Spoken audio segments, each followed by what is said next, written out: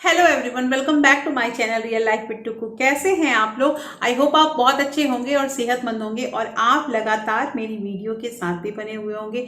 दोस्तों, आज की वीडियो जो है वो कैश इनवेलप स्टफिंग, ये हमारा मार्च मंथ का है और मैंने लगातार आपको सितंबर मंथ से आपको कैश इनवेलप स्टफिंग का वीडियो दिखाया है। एक्चुअली ये जो वीडियो है, ऐसा जो मेथड है, उसे मेरी बहनों ने बहुत पसंद किया है और ये तरीका उन्हें बहुत अच्छा लगा है घर को चलाने के लिए। इसमें होता यह है कि हम हर एक जो हमारे खर्च होते हैं उसका एक एक लिफाफा रखते हैं और उसमें अपने पैसे को स्टफ करते जाते हैं। पूरा मंथ हम उसी पैसे में चलाते हैं और इसके अलावा हमारी कुछ बचत भी हो जाती है। तो दोस्तों, ये वीडियो बहुत इंटरेस्टिंग है, इसलिए इस वीडियो के अंत तक जरूर बने रहिएगा। और अगर आप लोगों ने अभी तक रियल लाइफ विद टुकू को सब्सक्राइब नहीं किया है तो एक नम्र निवेदन है कि जल्दी से सब्सक्राइब कर लीजिए अपने इस चैनल को और साथ में जो बेल आइकन है उसे भी जरूर प्रेस कर दीजिएगा, ताकि ऐसे ही इंटरेस्टिंग वीडियो के नोटिफिकेशन आपको मिलते रहें। दोस्तों, वीडियो पसंद आए तो एक लाइक जरूर कर दीजिएगा। तो चलिए स्टार्ट करते हैं वीडियो को। तो दोस्तों, आज फिर से ये जो कैश इनवलप स्टफिंग हमारा होता है, जिसमें हम स्टफ करते हैं, ये पे चेक जो है वो 22,000 का है, 22,000 का। और इसके अकॉर्डिंग जो हम इनवलप स्टफ करते हैं और जिससे हम पूरा मंथ चलाते हैं, वो चीज़ आ गया है और ये मार्च मंथ का है। तो इसमें एक बार मैं आप लोगों को पहले क्लियर कर दूं। देखिए, इसकी जो है ना, जो हम कैश स्टफ करते हैं इनवलप में, तो इससे हम जो हमारा बजटिंग होता है वो भी बहुत बेहतरीन तरीके से चलता है। और मुझे बहुत सारी मेरी बहनों ने ये कमेंट किया था कि आपका ये जो लिफाफे वाला तरीका है, इससे हमारे पैसे बहुत बच रहे हैं और हम जितना मतलब जिस लिफाफे में रखते हैं उतना ही खर्चा होता है। मतलब ऐसा नहीं है कि हमारा एक्स्ट्रा पैसा खर्च हो रहा है।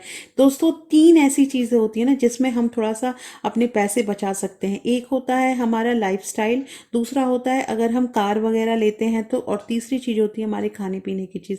इसमें थोड़ा हम अपने पैसे को बचा सकते हैं। बाकी की जो चीज़ें होती हैं उनमें हमारे पैसे बचते नहीं हैं। तो यहाँ पे क्या है कि जैसे एक बार मैं आप लोग को बता दूं यहाँ पे कि ये पे चेक में हमारा फिक्स्ड फंड और सिंकिंग फंड में क्या क्या चीज़ है। तो सबसे पहले तो हमारा रेंट जो है वो 7700, मतलब कि 7700 है। बैंक में हमारे जो 1000 रुपीज़ की आरडी जाती है वो जानी ही है। बिल लकली इस मंथ भी हमारा ज़ीरो आया, क्योंकि मैंने आपको लास्ट वीडियो में बताया था कि दिल्ली में 200 यूनिट फ्री है और 200 यूनिट अभी ठंड में उठ नहीं पा रही है, इस वजह से हमारा इस बार भी बिल ज़ीरो है। लेकिन अगले मंथ से इसमें पैसे आएंगे। फीस जो है ये 3000 है, लेकिन ये लास्ट इसी मंथ तक 3000 है, क्योंकि जैसा मैंने आप लोग बताया कि अप्रैल में बच्चों की फीस बढ़ जाती है। और जिसमें अभी ये मेरी एक पहली बेटी ही, मतलब जो बड़ी वाली बेटी है वही स्कूल जाती है, लेकिन अप्रैल से मैंने जो मेरी छोटी बेटी है उसका भी एडमिशन करा दिया है। तो अब ये अमाउंट मेरा अच्छा खासा बढ़ने वाला है, तो उसका भी इंतज़ाम मुझे करना पड़ेगा। गैस जो है वो 900, मैं गैस जो है वो हर मंथ में लेती हूँ। ऐसा नहीं है कि मतलब मेरा कोई भी गैस 2 महीने या 2.5 महीने ऐसे जाता है। हाँ, वो जाता है मेरा 1 महीने 15 दिन। 15 दिन तो इस बार नहीं गया, इस बार 1 महीने 5 दिन ही गया, पता नहीं क्यों थोड़ा गैस कम मतलब मेरा गया। तो ये 900 मैं लेती ही हूँ। ग्रॉसरी मैं 2000 में करती हूँ, बट मैंने यहाँ पे 1000 और प्लस किया है। रीज़न ये है कि मार्च मंथ में हमारा ये एक फेस्टिवल आ रहा है, होली, तो उसकी भी हमें प्रिपरेशन करनी होती है। तो मैं पहले ही इसमें 1000 रुपीज़ एक्स्ट्रा ले लेती हूँ, क्योंकि जब हम ग्रॉसरी ऑर्डर करेंगे तो हम साथ के साथ कुछ एक्स्ट्रा ग्रॉसरी मंगा लेंगे, जो हमें उस समय मतलब किफ़ायत पड़ेगा। इसलिए मैं एक साथ बल्क में ही सामान मंगाती हूँ। मिल्क के लिए मैंने 1500 रुपया रखा है। अच्छा, एक कमेंट मेरे पास आया था कि कहाँ 1500 रुपये में मिल्क आता है। तो मैं जहाँ मतलब दिल्ली में रहती हूँ, और सिस्टर मुझे एक चीज़ कहना है कि मैं 1 लीटर दूध पर डे लेती हूँ और उसमें मेरा घर चल जाता है। और मेरा यहाँ पे जो है वो 50 रुपीज़ लीटर यहाँ पे दूध का पैकेट आता है। आप कहीं भी पता कर लीजिएगा कि मदर डेयरी का जो काउ मिल्क होता है वो कितने रुपये लीटर आता है। तो वो अगर मैं 1 लीटर वाला जो पूरा बड़ा सा पैकेट होता है उसमें भी लेती हूँ तो 50 भी नहीं लगते, मेरे 49 रुपीज़ ही लगते हैं। लेकिन कभी कभी मुझे वो हाफ केजी के 2 भी लेने पड़ते हैं, क्योंकि वो अवेलेबल नहीं होता है दुकान में। तो यहाँ पे मेरा 1500 में इजीली चल जाता है, और जहाँ तक हो सकता है 50-60 रुपये मेरे बच भी जाते हैं।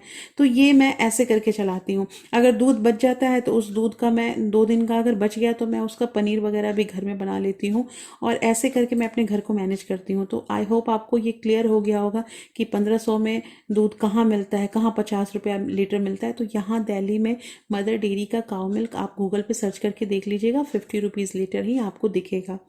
उसके अलावा यहाँ पे वेजिटेबल एंड फ्रूट्स के लिए मैंने 1500 रुपये रखे हैं। और जैसे इसमें मैं कोशिश करती हूँ कि मैं मतलब 1200 से 1200 1250 में अपने वेजिटेबल्स ले लूँ और फ्रूट्स जो है वो 200-250 में हो जाए। और मोस्टली हो भी जाता है, लेकिन कभी कभी जैसे लास्ट मंथ में कुछ गेस्ट आ गए थे मेरे घर में, तो मुझे इसमें और भी मतलब 100 रुपये ऐड ही करने पड़े, तो कोई नहीं, वो मैनेज हो जाता है। तो यहाँ पे टोटल जो फिक्स्ड फंड हुआ वो हमारा 18,600 हुआ। और सिंकिंग फंड जो है उसमें मैंने रखा है इमरजेंसी में 200 रुपये। ये 200 रुपये मैं हर मंथ रखती हूँ, जिसमें मेरा केवल आप समझो कि दिसंबर मंथ का जो 200 रुपये था वही खर्च हुआ है, बाकी सारा पैसा अभी सेव ही हो रहा है। अच्छा, उसके बाद जो पैसे बच जाते हैं तो मैं लिफाफे में ही नहीं रखती हूँ उस पैसों को। एक मैंने अलग से पर्स रखा है, उसमें जो भी मेरे एक्स्ट्रा पैसे बचते हैं मैं उसे जमा करती जाती हूँ। और उसे ईयर एंड में मैं आप लोग को खोल के दिखाऊंगी भी कि उसमें कितने पैसे जमा हुए हैं। अभी मैं उसे गिनती भी नहीं हूँ। और फर्स्ट बर्थडे 500 रुपीज़ और सेकंड में भी 500। अच्छा, इस पे भी एक कमेंट आया था कि 500 में बर्थडे कहाँ मनता है। तो हाँ, मुझे पता है, लेकिन मैं हर मंथ में जमा करती हूँ। तो ऐसे करके जब तक हमारा ये मेरी बड़ी वाली बेटी और सेकंड जो लड़की है दोनों का जब बर्थडे आता है तो मेरे पास अच्छा खासा 6,000 या 5,500 5,000 अमाउंट तो हो ही जाता है, जिससे मैं अपना मैनेज भी कर लेती हूँ। तो यहाँ पे बर्थडे, फर्स्ट बर्थडे मतलब कि 2 बच्चे हैं मेरे, तो दोनों के अलग अलग मैं पैसे लिफाफे रखती हूँ।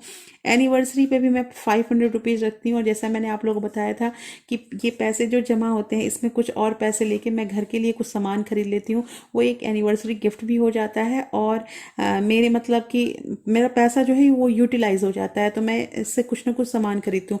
अब सामान में ऐसा नहीं है कि मैं सोने चांदी का उपहार लेती हूँ। फेस्टिवल जो है उसमें भी 500 रुपीज़, पहले ये 1000 थे, लेकिन अब 2 मंथ से आप देख ही रहे होंगे कि 500 रुपये मैंने कर दिए हैं, क्योंकि फिर मेरा बजट बन नहीं पा रहा था। ट्रैवल में भी जो है हमने 500 रुपये रखा है। और सेविंग चैलेंज में 400 एक्स्ट्रा जो है वो 300 रुपये में रखती हूँ, जो एक्स्ट्रा लास्ट मंथ में मेरा खर्च हो गया था, जो मैंने आप लोग बताया था कि इसमें से मुझे पैसे लेने पड़े, इधर मेरे वेजिटेबल वगैरह में कम पड़ रहे थे, तो मैंने एक्स्ट्रा वाले पैसे इसमें ऐड कर दिए। तो टोटल हमारा हो गया 3,400, ये सिंकिंग फंड। और अगर हम ये फिक्स्ड फंड और सिंकिंग फंड दोनों को ऐड करते हैं तो हमारा हो जाता है 22,000। बहुत अच्छे ढंग से मैनेजमेंट हो पाता है। अब मैं आप लोग को बताती हूँ, जो मेरे पुराने सब्सक्राइबर हैं उन्हें तो पता होगा कि कैसे ये टोटल, जैसे ये अमाउंट मुझे मिला है और इसी में मुझे घर को मैनेज करना है। तो मैं यहाँ पे अलग अलग, जैसे ये लिफाफे जो हैं इनको मैंने लेबलिंग करके रखा है, और इसमें मैं जो जो मेरा अमाउंट होगा उसको मैं फिल कर देती हूँ। ये फिक्स्ड फंड का है, ये इसलिए मुझे ये इजीली बताना मतलब इजी रहता है। जो लंबा वाला लिफाफा है वो फिक्स्ड फंड का है, और ये जो होता है ये सिंकिंग फंड का होता है। तो मुझे बहुत इजी होता है ऐसे। मैं अगर इसको स्टफ़ करती हूँ तो एक बार मैं आप लोगों को स्टफ़ करके बता देती हूँ। जो पिछली वीडियो को देखे होंगे उन्हें पता होगा कि कैसे स्टफ़ करते हैं, लेकिन एक बार मैं आप लोगों को दिखा देती हूँ। मैं जैसे दोस्तों, ये हमारा रेंट का लिफाफा है और रेंट में हमारा यहाँ पे 7,700 रुपीज़ है। तो हम क्या करेंगे कि इसको स्टफ़ कर लेंगे। ये फिक्स्ड फंड है क्योंकि इसे खर्च होने ही होने हैं, तो यहाँ पे हम इसमें काउंट करके इसको 7,700 रुपीज़ रखेंगे। 4 5 6 7 8 9 10 11 12 13 14 और एक और हमने ले लिया है, और ये जो हो गया हमारा 7,500 हुआ। और इसमें और एक 200 मिला के मतलब 7,700 रुपीज़ जो है ये हम इसमें स्टफ़ कर लेंगे। ऐसे करके स्टफ़ करने से क्या होता है ना, हमारे पैसे जो हैं वो जिस अमाउंट के हैं उसी में हमारे लगेंगे। और आप ऐसा करके देखना, पैसे बचते ही बचते हैं। अगेन हमारा जो बैंक है जिसमें हमारा आरडी जाता है 1,000 रुपीज़, तो हम क्या करेंगे कि 1,000 रुपीज़ की आरडी यहाँ पे हम इसको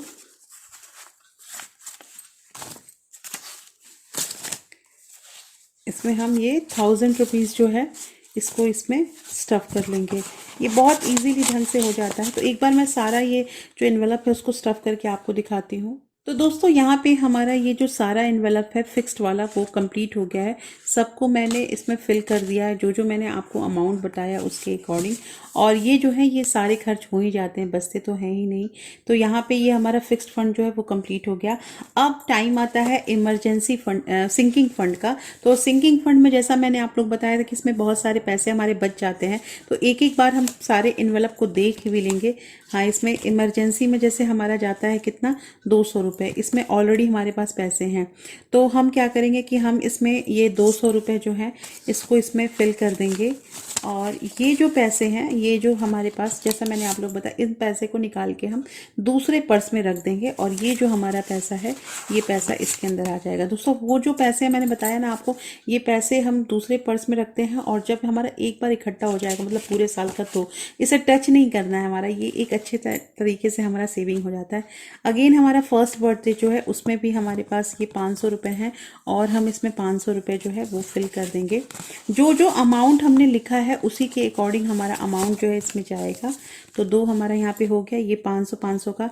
अगेन ऐसे ही सेकंड जो हमारा बर्थडे है उसमें भी ऑलरेडी जो पैसे हैं उनको हम निकालते भी जाएंगे, लेकिन अभी फ़िलहाल मैं ये बाद में कर लूँगी। ये 500 रुपीज़ इसमें भी हम डिपॉजिट कर देंगे। तो यहाँ पे सेकंड बर्थडे तक आ गए। थर्ड में हमारे पास है क्या, एनिवर्सरी। तो एनिवर्सरी पे भी हमारे पास है ही 500। और हम क्या करेंगे कि इसमें से ले लेते हैं 200। और यहाँ पे है हमारे पास 100। तो ये हो गया 500।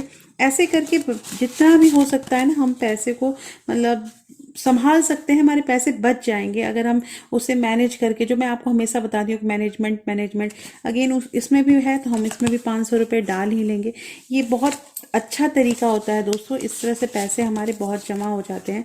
ट्रैवलिंग में भी हमारा 500 जाएगा, तो हम फिर से उसमें ये 2 इसमें से ले लेते हैं और एक यहाँ से 100 रुपीज़ ले लेंगे, तो हमारे पास हो जाएगा 500। तो ऐसे करके हमारे जो भी है वो हमारा होता जाएगा। और दोस्तों ये जो एनवेलप होता है ना, एनवेलप, उसमें हमारे पास एनवेलप में भी हम कुछ ना कुछ जैसे पैसे रखते ही हैं। तो यहाँ पे हम 400 रुपये जो है वो रख लेंगे। हमारा जो 400 रुपया होगा वो इसके अंदर हम एक बार फिल कर देंगे। और अब हमारे पास लास्ट का ये एनवेलप वाला क्यों खाली है, इसका रीज़न ये है कि इसका जो हर मंथ का पैसा होता है वो हम निकाल ही लेते हैं, वो पैसा हमारे पास बचता नहीं है। और अब हमारे पास लास्ट हमारा बचा ये एक्स्ट्रा। तो एक्स्ट्रा में भी हमारे पास जो मैंने बताया था 300 रुपीज़ हम रखते हैं, जिसमें कि 200 ही बचे मेरे, क्योंकि मैंने बताया आपको पहले ही कि 100 रुपीज़ मैंने ले लिया था। तो ये हो गया एक और ये हमारे पास 200, मतलब कि 300 रुपये जो है वो हम एक्स्ट्रा में रख देंगे। दोस्तों फिर मुझे यही चीज़ कहना है कि जो पैसे हमारे बच जाते हैं ना, उन पैसों को हमें कैरी फॉरवर्ड कर देना है। तो ये हमारा 8 का 8 एनवेलप जो है वो सिंकिंग फंड का भी रेडी हो गया। तो ऐसे करके मैनेज करके अगर हम अपने पैसे को चलें, चाहे जो भी पे चेक हो, अब किसी का घर 22,000 में भी चलता है, किसी का 20,000 में भी, और किसी का 50,000 में। तो मेरे ख्याल से ये जो एनवेलप स्टफिंग हम करते हैं, इससे हमारा जो पैसा है वो बहुत अच्छे तरीके से मैनेज हो पाता है। तो दोस्तों कैसी लगी आज की वीडियो, मुझे जरूर बताइएगा आप लोग।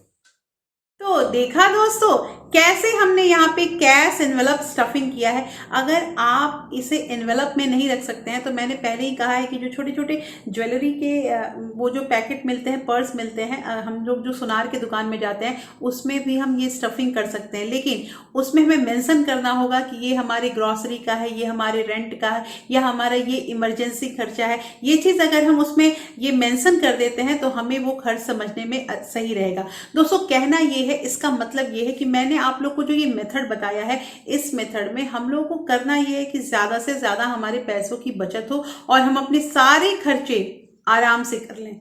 ये है क्या दोस्तों ये तरीका कि इसमें जो भी हमारे खर्चे हैं, उन खर्चों को हमने अलग अलग जो इसका डिपार्टमेंट दे दिया है, इससे हमारे पैसे ज्यादा बचते हैं और हमारे पास लिमिटेड पैसा रहता है। हम लगातार ये मूल्यांकन करते रहते हैं कि इस खर्च में हमें इससे ज्यादा पैसे खर्च नहीं करने हैं, इसलिए हमारे पैसे बच जाते हैं। और मेरी बहुत सारी बहनों का ये कमेंट भी आ रहा था कि आपका ये मेथड बहुत कारगर साबित हो रहा है। तो दोस्तों आप ये वीडियो जरूर बताइएगा मुझे कमेंट करके कि आपको कैसी लगी।